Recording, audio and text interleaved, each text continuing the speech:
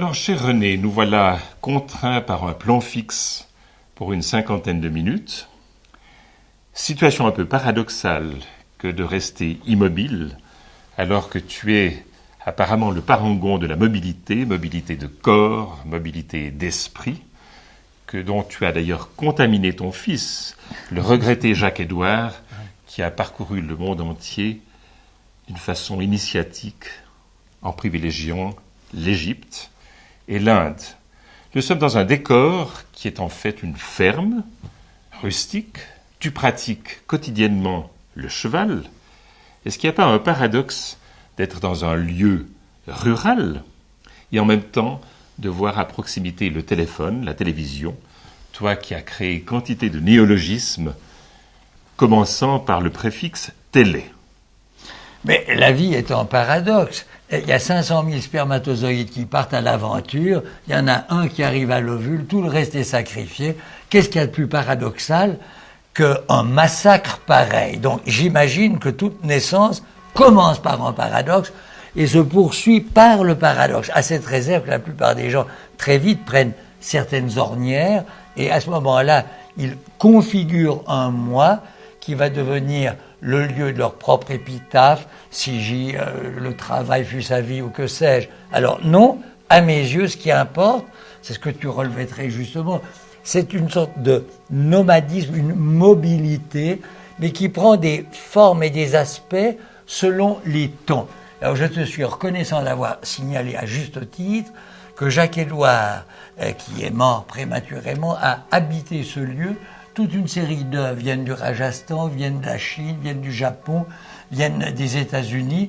Et je pense que ce sont ces micro-milieux qui s'étendent à ce que j'ai appelé des méso-milieux jusqu'aux méga-milieux que nous constituons avec les appareils et ces messieurs qui sont censés être invisibles mais qu'on voit comme les ombres de la caverne de Platon. Alors, cher René, je souhaiterais soulever un deuxième paradoxe. C'est celui de ta carrière. Parce que d'une part, tu as commencé comme enseignant au degré secondaire, tu es devenu ensuite lecteur à l'université, chargé de cours et enfin professeur associé, une carrière académique exemplaire. Et pourtant, ta carrière en fait m'apparaît, au sens que les physiciens donnent à ce terme, chaotique. C'est-à-dire qu'il y a eu une série de bifurcations sur lesquelles j'aimerais t'entendre. On commence dans l'ordre des essais importants avec découverte de la peinture, un peu plus tard connaissance de la peinture, et tout récemment ton dernier ouvrage porte le titre énigmatique de Téléovision. Pour reprendre la théorie du chaos, quels sont ces attracteurs étranges qui t'ont amené ainsi à bifurquer à plusieurs reprises? C'est que le chaos est à l'origine de l'univers. Alors, moi je me sens très proche du Big Bang. Bon, c'est un peu loin, c'est 10 puissance moins 43, à peu près 15 milliards d'années. Mais enfin, c'est là ma date de naissance, ce qui me rend très à l'aise lorsqu'on me dit quel âge avez-vous.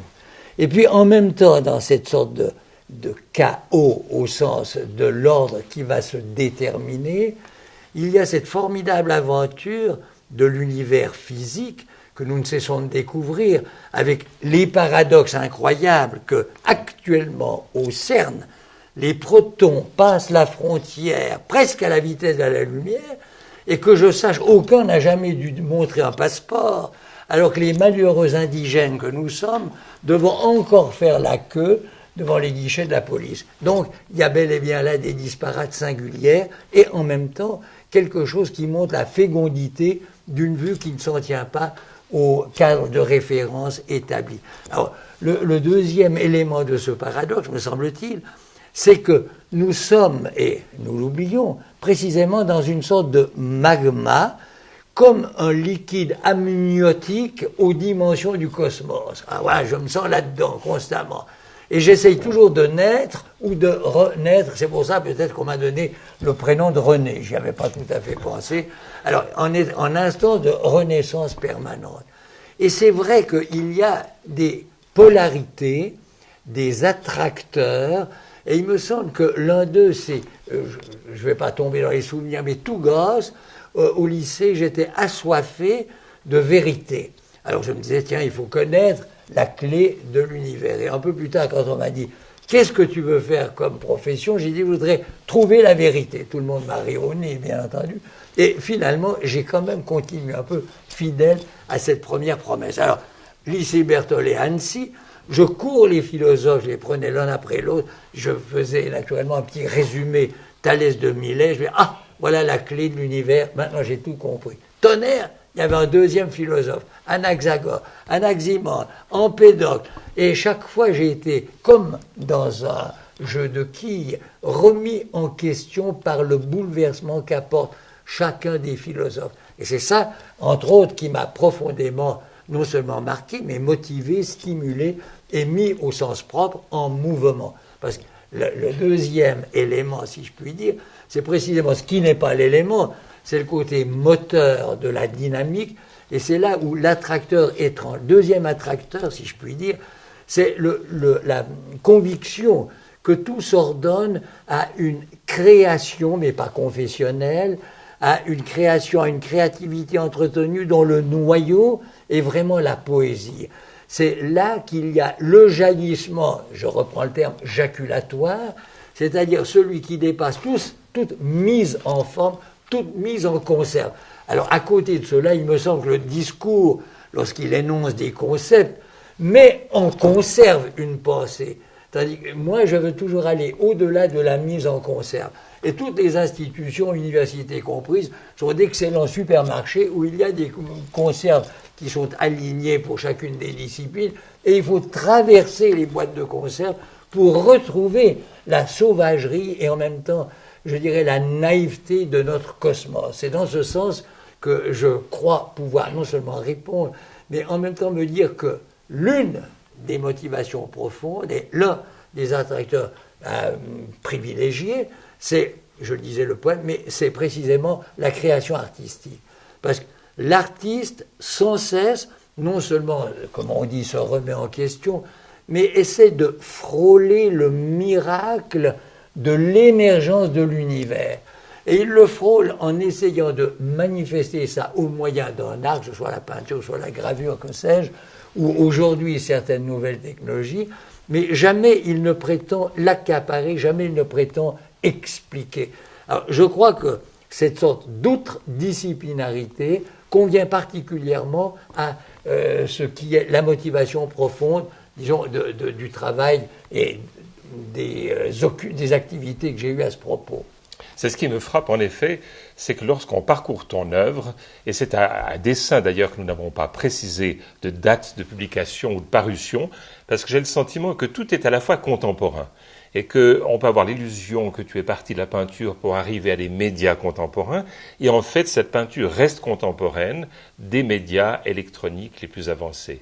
C'est parfaitement juste, je m'excuse d'acquiescer si vite, mais de même, toutes nos cellules sont habitées par la mémoire de l'évolution des espèces. Alors, sans jouer les paradoxes, à certains moments, je me sens tout à fait batracien. C'est peut-être parce que je préfère ma femme. Mais je veux dire, à d'autres moments, je me sens aussi bien ombilique. À d'autres moments, et comme j'aime les chevaux et que je vais à cheval, je me sens à l'intérieur de cette créature qui est presque un symbole, mais au-delà du symbole, le vecteur de la découverte. Parce que c'est ça qui me paraît essentiel, c'est dans quelle mesure est-on capable de découvrir, c'est-à-dire non seulement de s'ouvrir à l'autre, mais de s'ouvrir à un univers toujours ouvert et en expansion.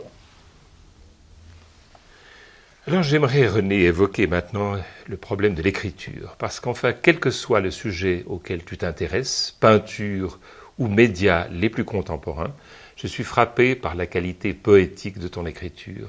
Qu'il s'agisse une fois encore d'essais littéraires ou d'essais qui ne sont pas directement littéraires, mais qui prennent toujours une tournure de problèmes d'écrivain.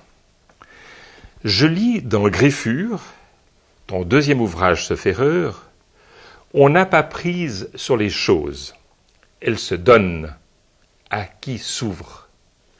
Eh bien, ce qui me frappe, c'est cette ouverture qui a permis notamment l'éclosion d'un mouvement unique qui était pour l'art. Je souhaiterais t'entendre sur pour l'art et le sens de ce mouvement. Je te remercie de l'introduire par cette citation, je l'avais oublié bien entendu. Parenthèse, si je puis dire, dans Griffure, j'ai essayé de d'énoncer sous la forme d'apophthegme, c'est-à-dire le d'énoncer extrêmement laconique quelques-unes de mes convictions profondes, à la manière de graines, si je puis dire, qui ont leur propre destin après coup. Et je reste très fidèle à ces intuitions initiales, dont le mouvement pour l'art, qui a été créé juste à la fin de la guerre, a été l'une des expressions. En somme, de quoi s'agissait-il? Moi, évidemment, après les ravages qu'on a maintenant oubliés de la dernière guerre, j'étais convaincu qu'il fallait sauver l'humanité. Donc, à dire à quel point cette vocation messianique est simpliste. Je me disais, l'art doit certainement ouvrir au monde, parce qu'à aucun moment il n'y a clôture, mais il y a toujours ouverture. Ouverture vers le monde, ouverture vers l'autre. Et c'était un travail d'équipe, d'ailleurs auquel j'ai été associé dès le début, et qui s'est manifesté par la création d'une revue dans laquelle nous avons quand même publié des écrivains aussi remarquables que Musil, Tracle, Ponge, et à laquelle Philippe Jacotet avait beaucoup collaboré tout au moins au début. Et puis elle envisageait aussi, cette revue, elle ne voulait pas être strictement littéraire, aussi s'occuper d'art plastique, puisque les deux choses pour moi vont de pair. J'ai horreur de la spécialisation ou littérature, chaire de littérature, et puis chaire d'histoire de l'art, c'est deux impostures, c'est évident. Ah ben, mes propos sont excessifs dit comme ça. Et en même temps, nous avions pris l'initiative, et j'ai mis à contribution ma pauvre femme, ma belle-mère, tout le monde y a travaillé, de créer des expositions de reproduction qui pouvaient itinérer d'une école à l'autre.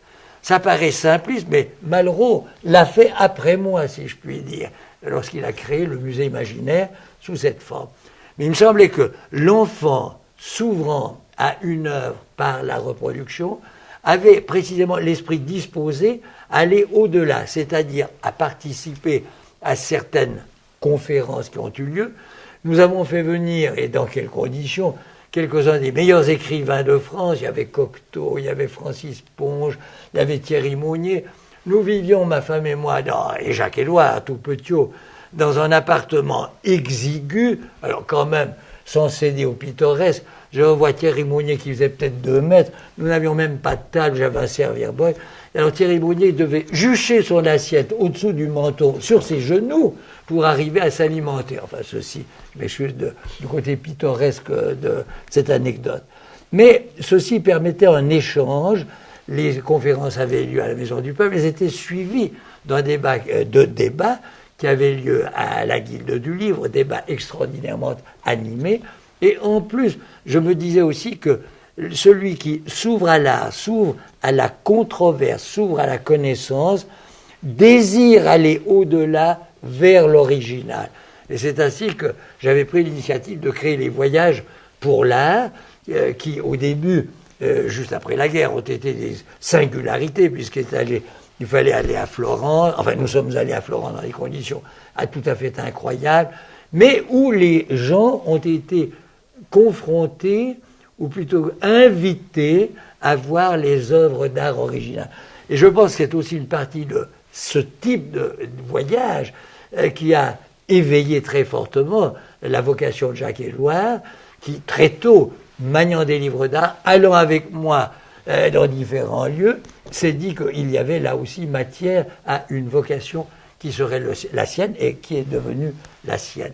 Donc indéniablement, il y a eu de ce côté-là un élargissement dont a bénéficié un certain public, et nous y avons mis, non pas un terme, puisque si c'est prolongé, mais j'ai pris la direction du Musée des Beaux-Arts, qui a donné lieu aussi à d'autres formes de découverte, puisque les fameuses galeries pilotes, que j'ai pu renouveler à 3 reprises, ont montré à la stupeur des indigènes, les indigènes, c'est mes compatriotes, qu'il y avait un art pop dont maintenant chacun se targue, mais Liechtenstein qu'on vient de montrer au musée depuis, il y a 30 ans que je l'avais montré au musée des Beaux-Arts. Mais plus de 500 articles, des attaques épouvantables, j'étais tombé malade.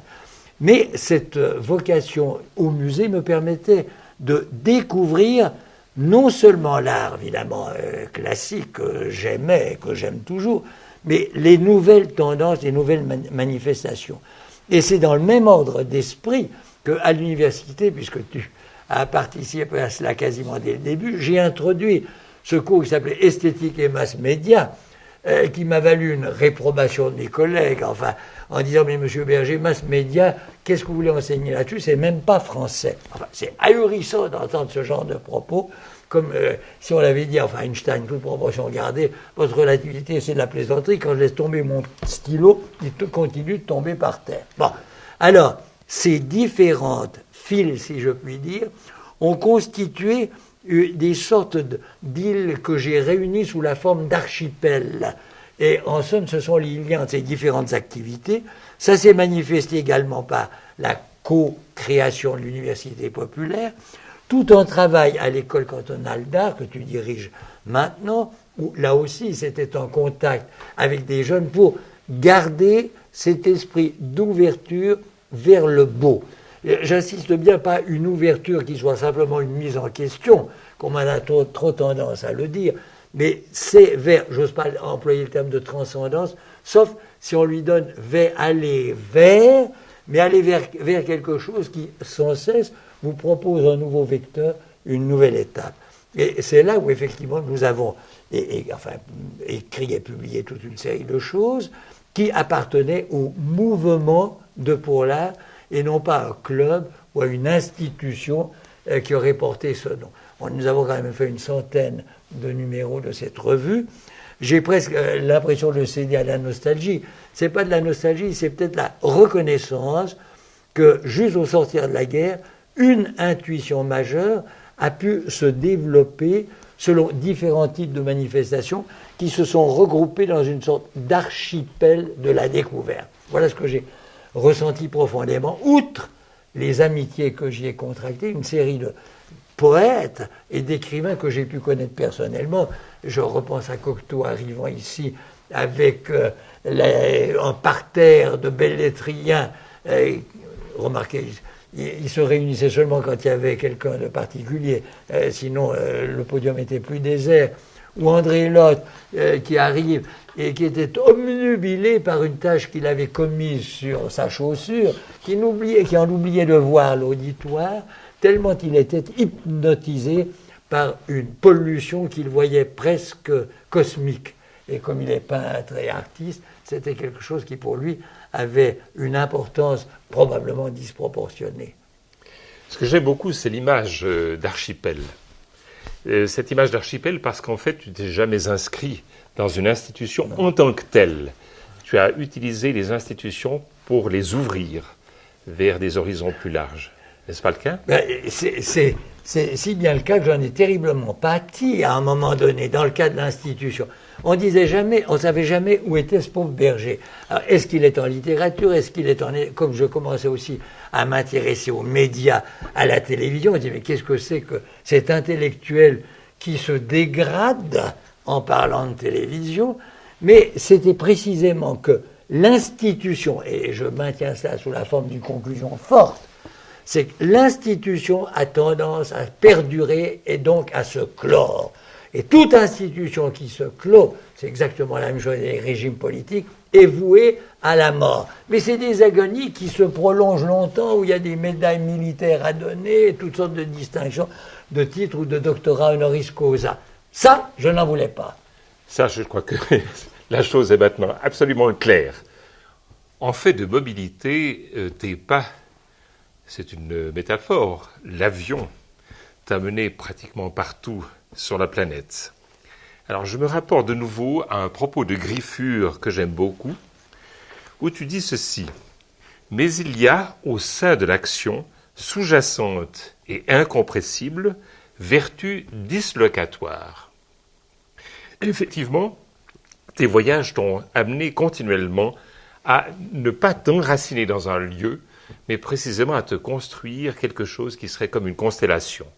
J'évoque très rapidement l'Association internationale des critiques d'art, beaucoup plus récemment, que tu as donc présidé, beaucoup plus récemment l'Association internationale pour la vidéo dans les arts et la culture, mais c'est aussi ta participation à des colloques souvent prestigieux, je pense à celui d'Erice, en Sicile, ce sont tes expertises pour le Conseil de l'Europe, pour l'UNESCO, C'est ta participation depuis les débuts, puisque tu as été un des personnages à l'origine d'ailleurs de cette manifestation au Festival d'art vidéo de Locarno.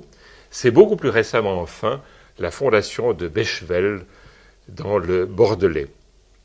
Déplacements physiques, mais comme s'il ne suffisait pas, tu les prolonges, tu les complètes en te branchant, c'est un terme d'aujourd'hui d'ailleurs, sur Internet. Je souhaiterais t'entendre sur cette mobilité spatiale, temporelle, mais qui implique aussi la fixité devant un ordinateur. Le bilan me paraît impressionnant quand tu m'as rappelé ces différents voyages, ces différents déplacements. C'est l'étape qui correspond d'ailleurs à l'extension de ce que je cherchais dans le cadre de Pour l'Art, mais où les moyens techniques n'étaient pas à disposition. Aujourd'hui, l'avion est devenu familier, mais l'avion n'est pas simplement un moyen de transport, comme d'aucuns, comme la plupart l'imaginent. L'avion est un instrument épistémologique. Évidemment, si je dis ça dans le cadre de la faculté des lettres, on me rit au nez. Comment un avion qui serait l'équivalent d'un philosophe comme Hegel, par exemple? Eh bien, c'est la réalité. L'avion permet, aujourd'hui en particulier, de franchir le Pacifique ou l'Atlantique en quelques heures. Je ne parle même pas du Concorde, mais qui permet ce qui n'est jamais arrivé dans toute l'histoire de l'humanité, de passer d'une culture à l'autre par un phénomène d'acculturation accélérée. Et il me semble que par là, l'avion est devenu le vecteur de la transculture. Bien sûr, si on dit ça à des hommes d'affaires, zurichois en particulier, ils trouveront mon propos tout à fait extravagant, puisque pour eux, c'est le fait d'avoir plus de profit à l'aéroport de la destination.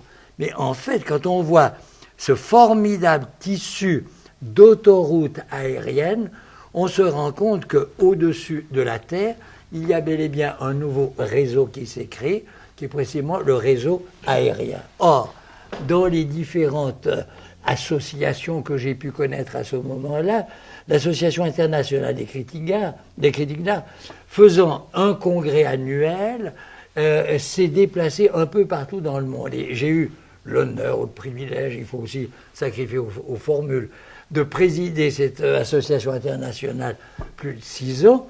Et nous sommes allés aussi bien en Scandinavie, en Pologne, qu'au Zaïre. Alors quand même, c'est moi qui ai créé la première section de critique d'art d'Afrique noire, et c'était la période glorieuse de Mobutu, où près de 200 congressistes sont allés de Kinshasa jusqu'au parc des Virunga voir naturellement les bêtes sauvages, si bien que nous avions le sentiment étrange qu'il y avait une nouvelle dimension qui naissait à la faveur du voyage et qui rendait ces critiques d'art occidentaux, presque pour la plupart, sinon exclusivement, soudain presque un tout petit peu honteux à l'idée qu'ils ne traitaient pas de l'art de l'Afrique ou, comme on le verra plus tard, de l'art de l'Orient. Et c'est bien là, à mon sens, un des apports fondamentaux de ce que j'appelle la télémique,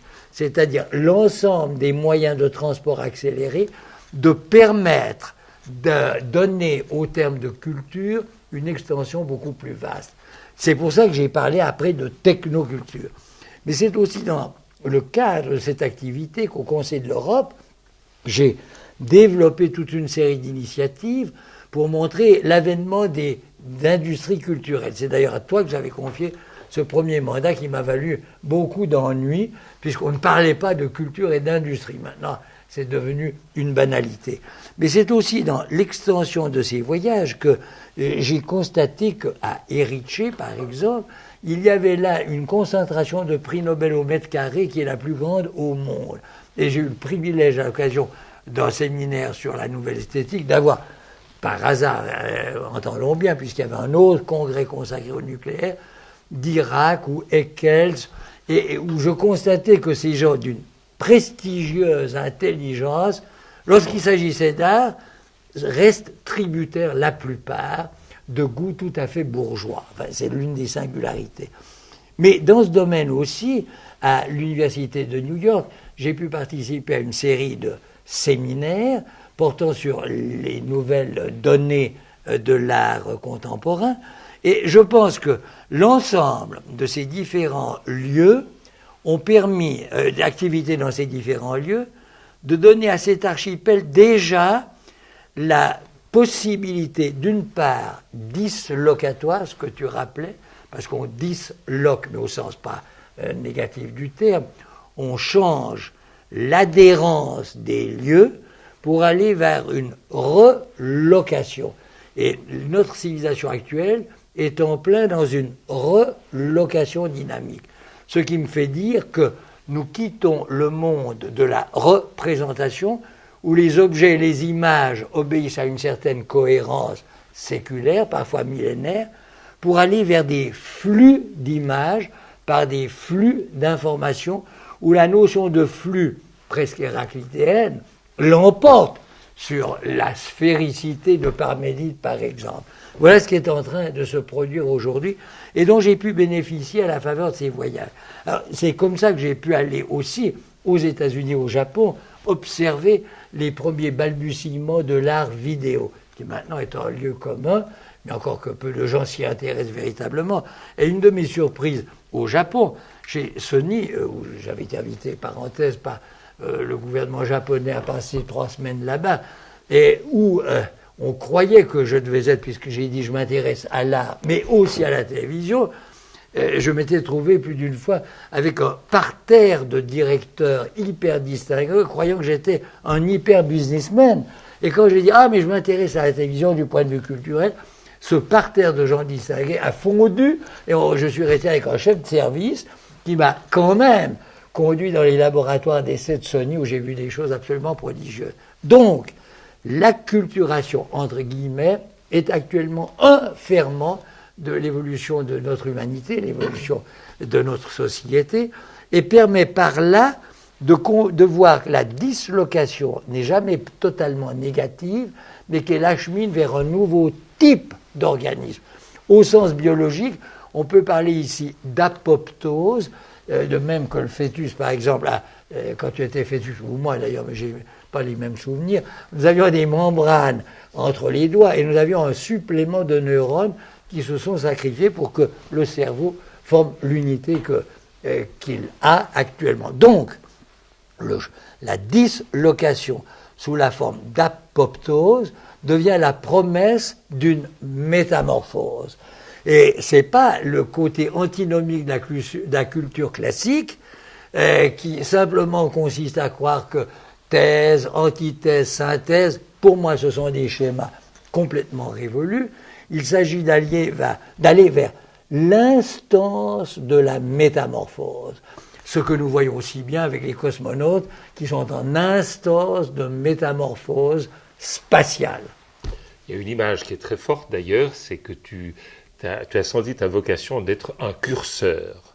Et c'est exact, parce que celui qui se replie sur son moi me paraît être dupe non seulement de lui-même, des autres, mais surtout de la merveille de l'univers. À ce moment-là, il a des problèmes psychologiques. En revanche, celui qui, curseur, court à travers la planète pour déceler, il me semble que celui-ci tient la promesse qui lui a été faite. Au fond, René, ta carrière s'inscrit sous les noms tutélaires de Ulysse et de Socrate. On a évoqué jusqu'à maintenant le tour du monde d'Ulysse. Évoquons Socrate. Socrate, c'est, sauf erreur, ton premier essai. Mais en même temps, pour avoir été ton élève, ton étudiant, je me souviens très bien du caractère parfaitement socratique de ton enseignement. Et par la suite, c'est encore une relation socratique que tu entretiens avec le monde de la science, de la technique, et singulièrement avec un certain nombre d'amis de l'école polytechnique fédérale, notamment dans le groupe Carnac, qui s'occupe plus particulièrement d'automates cellulaires. J'aimerais t'entendre sur ces relations avec l'école polytechnique. Eh bien, Socrate est et reste pour moi une figure exemplaire, en ce sens que, au moment où se constituent les grandes philosophies en Grèce, lui, sans cesse, recourt, non pas au dialogue comme on l'appelle aujourd'hui dans un sens humanitaire, mais en échange avec l'autre, sans jamais se réfugier derrière un savoir. C'est pour ça qu'il n'a pas écrit. On me dirait que j'aurais pu l'imiter et ne rien écrire. Bon, je ne suis pas Socrate. Mais la vocation socratique m'a habité. En ce sens que cette ouverture lui permet de rompre, non seulement avec les sophistes, mais avec tous ceux qui prétendent savoir en quoi consiste la vérité. Alors, comme il y a cette mobilité du corps, il y a une mobilité de l'esprit, et en l'occurrence, c'est lui qui l'a très fortement. Mais les médias, et c'est là où on rejoint la deuxième partie de ta question, me paraissent des instruments socratiques. Mais quand on les considère, que ce soit la radio, le cinéma, la photographie, la presse, la télévision, que sais-je, on a tendance, et je le dénonce, à voir que les médias sont simplement des instruments en vue de transporter un certain contenu. Or, en fait, ce que nous faisons ici même montre bien la complexité même d'une petite entreprise cinématographique. Le caméraman, le preneur de son, le journaliste ou celui qui met en scène l'ensemble de l'émission ou en l'occurrence de la prise de vue, montre bien que ces médias sont constitués par des êtres qui ne sont pas simplement des transporteurs. Alors, c'est si important ceci qu'on ne voit pas que les médias ont une originalité et on ne voit pas assez que les médias sont susceptibles d'une création par eux-mêmes, pas simplement une création par procuration, comme on fait actuellement des films sur les musées, des films sur l'art, mais qu'ils ont eux-mêmes un potentiel créatif. Alors, je donne un ou deux exemples. Le premier, c'est incontestablement les artistes qui, s'inspirant de la vidéo, se sont dit on peut créer au moyen de l'art vidéo. C'est toute la problématique de notre colloque de Locarno, de ce festival qui dure depuis quelques 13 ans ou à peu près, et qui montre bien que l'instrument qu'on avait tendance à réduire, comme le disent les publicitaires, à photographier votre femme, enfin tant que vous êtes avec elle, ou les enfants tant qu'ils sont encore petits et qu'ils ne sont pas insupportables, constituant les archives de famille, pouvait être tout autre chose, et c'est exactement l'interrogation des grands artistes, comme Bill Viola, comme Peter Campus, comme bien d'autres artistes vidéo. Mais simultanément, je crois aussi, en allant en deçà ou au-delà, c'est que l'ingénieur, là je rejoins la question à propos de l'école polytechnique fédérale, l'ingénieur le plus souvent croit lui-même qu'il est à l'origine d'un pouvoir technique qu'il s'agit d'améliorer, et le plus souvent, il consent à se mettre au service des intérêts économiques ou politiques. Or, ma conviction, c'est que l'ingénieur lui-même est à l'origine d'un savoir qui est gros d'une créativité. Et c'est probablement là un des aspects qui m'a le plus frappé à l'école polytechnique fédérale, c'est que on améliore bien sûr une foule de techniques, mais que on voit mal que ces techniques peuvent déboucher, sinon sur des formes artistiques, je dirais sur de véritables créations. Alors, il y a là 2-3 pistes que j'ai suivies avec un intérêt plus particulier. Tout le problème de l'intelligence artificielle. Je sais bien, ça fait rugir beaucoup de gens, et il ne s'agit pas d'entrer ici dans les détails, c'est bien clair. Mais c'est fascinant de se dire que depuis un demi-siècle à peu près, von Neumann, Turing, Norbert Wiener, il y a un développement de la technique complexe qui tend à rivaliser sans concurrence avec les facultés humaines. Or, ce que Turing avait très bien montré, c'est que cette possibilité existe jusqu'à son accomplissement, même si nous n'y sommes pas encore. D'où l'importance de l'informatique, d'où l'importance de l'ordinateur, à condition de ne pas faire de l'ordinateur une espèce d'auxiliaire de gestion. Mais la plupart des gens disent « Ah, traitement de texte ou bien gestion de fichiers ». Non, il y a tout autre chose et c'est ce que développent aujourd'hui les réseaux planétaires en particulier. J'y reviendrai dans un instant. Mais en même temps que l'ingénieur développe ceci, il stimule une poétique qui n'existait pas auparavant. Pourquoi ? Parce que cette poétique, comme toujours, était tributaire des techniques classiques, que ce soit la peinture avec les pigments, la sculpture, pierre, etc., ciseaux, mais les nouvelles techniques peuvent, non pas créent, mais peuvent créer des œuvres nouvelles, originales. Et c'est dans cette voie que nous allons, mais qui ne signifie pas qu'elle récuse, bien entendu, ce qui a été fait auparavant.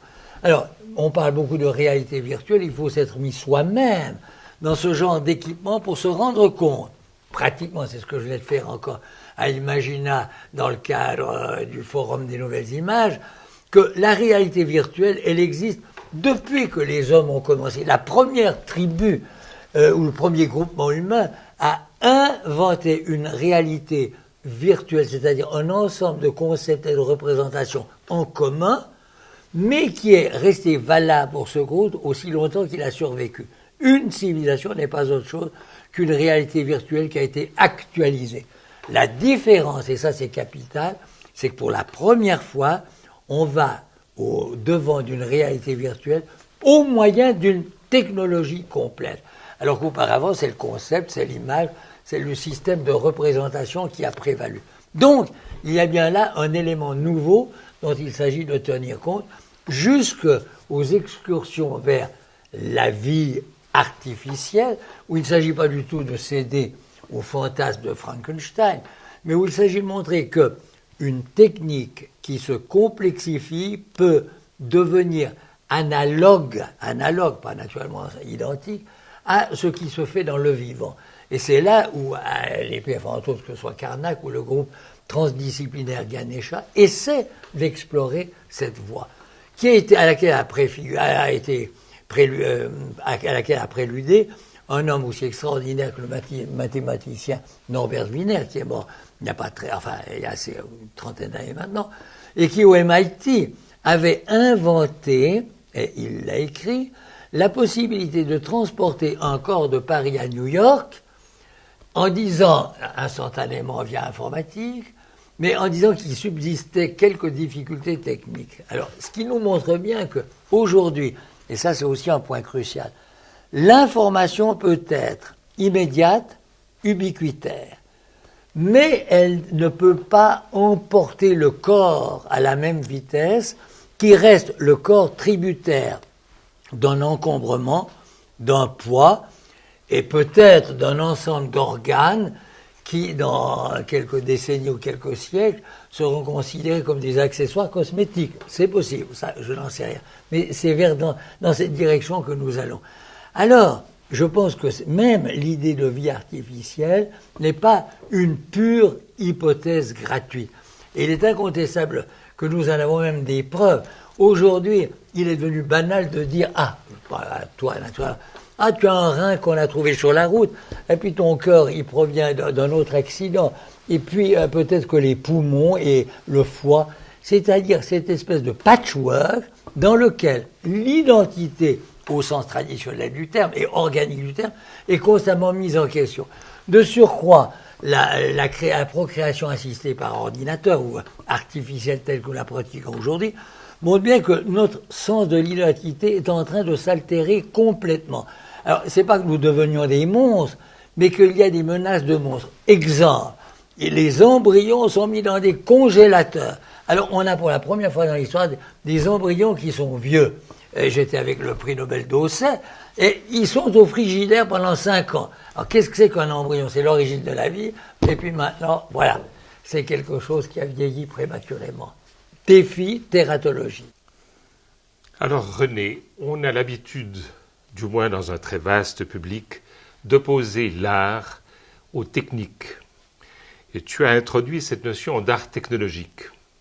Ne serait-ce pas la façon, en pratiquant les arts technologiques, que d'exorciser les monstres? Si je me réfère aux derniers propos de Griffure, c'est encore de monstres qu'il s'agit, que tu évoquais d'ailleurs tout à l'heure. Et je te cite, « Là où meurt l'amour, fraient les monstres. » Et je vais un peu plus loin. « Tout, sauf le poème, est tératoscopie. » Je crois qu'il faudrait préciser que frais, c'est F-R-A-I-E-N-T, parce qu'on pourrait imaginer que les monstres sont plus frais. Alors, c'est pas ça du tout, bien entendu. Non, je crois que, moi je me rappelais pas avoir écrit ça, mais je trouve très beau. Répète le début de l'amour, là.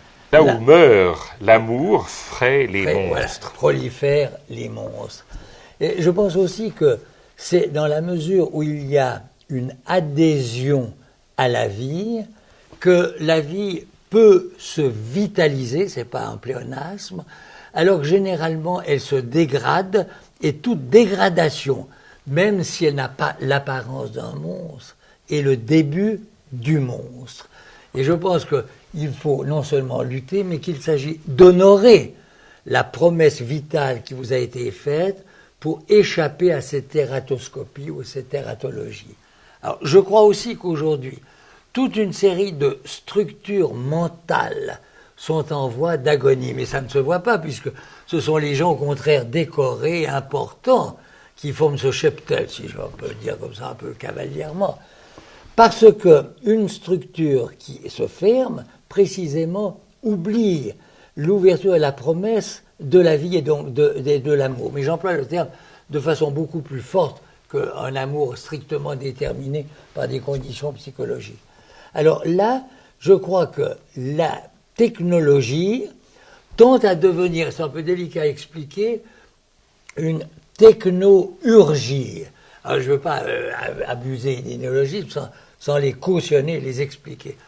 Des siècles durant, ou en tout cas depuis les humanités, depuis le XVIe siècle, on a eu tendance à privilégier un suffixe dans toutes les formes du savoir. Logie, psychologie, archéologie, physiologie, sans se rendre compte que logie, qui signifie discours sur, savoir de, impliquait un mode de pensée et une attitude qui consiste à déterminer un objet, à le circonscrire, à envisager selon un axe de pertinence en quoi consiste le corpus de ces éléments. C'est essentiellement la définition d'une discipline. Or, précisément, la technique et les changements techniques qui sont produits très récemment, depuis la révolution industrielle et au cours des dernières décennies, montrent que cette façon de voir, cet axe, cette attitude ne sont plus suffisants. Autrement dit, il y a d'une discipline à l'autre une porosité qui devient progressivement une ouverture, et au lieu que le domaine soit cerné, circonscrit, comme le dit le terme de discipline, de plus en plus on se rend compte, et là il y a une métaphore de l'ordinateur qui est très frappante, qu'il n'y a pas de frontières, mais des interfaces. C'est-à-dire qu'il y a toujours un échange entre l'extérieur et l'intérieur. C'est ce qui est en train de se produire au niveau politique. Je ne reviens pas sur l'effondrement du communisme, qui montre très justement que cette porosité a abouti à une implosion, mais il faudrait se garder de croire maintenant que c'est un capitalisme outrancier qui peut prendre sa place. Mais toutes les frontières sont devenues poreuses. Toutes les catégories ont cessé d'être exclusives et tout champ est en instance d'échange avec les autres champs. L'intérieur et l'extérieur, non pas sont semblables, c'est ridicule, mais sont en instance d'interaction. Et l'un des mots-clés, c'est précisément l'interaction. Alors, de même, j'ai le sentiment qu'un philosophe, je crois y avoir fait allusion tout à l'heure, comme Leibniz, a imaginé que tous les êtres étaient en état de connexion, d'où les monades reliées par l'harmonie préétablie. Alors, ce qui a été une intuition fabuleuse au niveau de la vision d'abord, et du concept ensuite, et du discours organisé finalement, montre aujourd'hui que cela est devenu une possibilité technique. Ce n'est pas la technique seule, bien entendu, qui peut former quelque chose de semblable, mais ce que j'appelle la techno-urgie, c'est-à-dire une technique qui cesse d'être simplement une technologie, un discours sur les techniques, mais quelque chose qui peut créer avec ces nouveaux moyens. Alors, je crois que l'homme est en instance de co-évolution. Il est en train d'évoluer avec les machines, ce qui supprime l'antinomie ridicule homme et machine. Combien de gens qui ne cessent de dire « Ah, mais la machine est au service de l'homme, l'ordinateur ne peut pas penser, il est stupide ». C'est autant de niaiseries de leur part, ils sont coupables d'un anthropomorphisme complètement déplacé. Alors, je pense aujourd'hui que dans l'évolution, si je survole l'histoire, Je vois cette chose prodigieuse. Au début, dans les sociétés sacrées, ou qui ont mis l'accent sur le sacré pendant l'Égypte, la grande construction, la pyramide, l'immense matière, mais magnifiée par la forme qui est soumise à une croyance religieuse. Ce que Jacques-Édouard n'a cessé de s'en compter, de montrer, et à quoi il n'a cessé de rallier ceux qui le suivaient, que ce soit en Égypte, que ce soit en Chine, que ce soit au Japon ou en Inde. Et alors, cette construction qui prend une forme devient le lieu et le vecteur d'une vie qui a une transcendance, mais qui ne cherche pas à enclore cette transcendance dans une confession, dans un dogme. Alors aujourd'hui, on peut dire qu'à la suite de ces matériaux extrêmement robustes, le processus du transport de l'information passe, bien entendu, par le parchemin, le papier, ce que nous avons connu, l'impression. Et aujourd'hui, paradoxalement, nous arrivons à ce que l'immatériel d'une cosmologie ou l'immatériel d'une transcendance passe par l'immatériel du pixel. C'est prodigieux. C'est l'unité élémentaire de la transmission informatique. Bon, c'est une chose prodigieuse qui est en train de s'accomplir devant nous et avec nous, si je puis dire, à condition que nous nous rendions compte qu'il existe un merveilleux technologique que nous assignons auparavant presque exclusivement aux arts classiques. Alors, si je dis que l'on peut faire des installations complexes, si je dis qu'on peut introduire une télématique artistique, pas pour montrer des artistes, mais pour montrer que nos structures sont en instance elles-mêmes de création, on peut imaginer qu'il s'agit simplement d'hypothèses, alors que c'est une réalité en gestation. Et je pense aussi que l'avènement, si je puis dire, du XXIe siècle se fait au seuil d'une immatérialité qui va devenir planétaire, enfin qui est planétaire, et auquel contribuent en particulier ces nouveaux instruments, mais qui sont plus que des instruments, ces réseaux planétaires comme Internet. On y a fait allusion tout à l'heure. Qu'est-ce que ça veut dire? En gros, une nation ou un État existe, ou une culture, à l'intérieur des liens qui relient les différents éléments, personnes ou objets, à l'intérieur d'un certain domaine ou d'une certaine ère. Les autoroutes ou les routes, les grandes voies de communication ont montré que ce filet est un filet actuellement qui touche l'ensemble de la planète.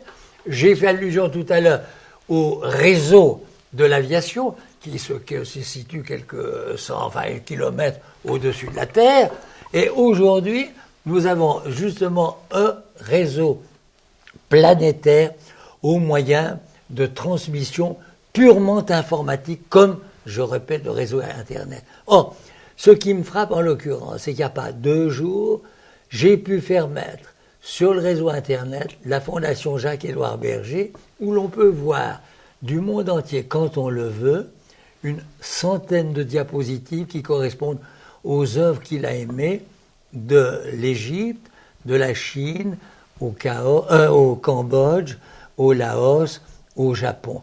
Et ceci me paraît tenir compte d'une chose qu'il a écrite et à quoi je reste très profondément attaché, comme Jacques quand tu citais Jacques au début, car la mort est inacceptable hors d'une vision qui l'assume.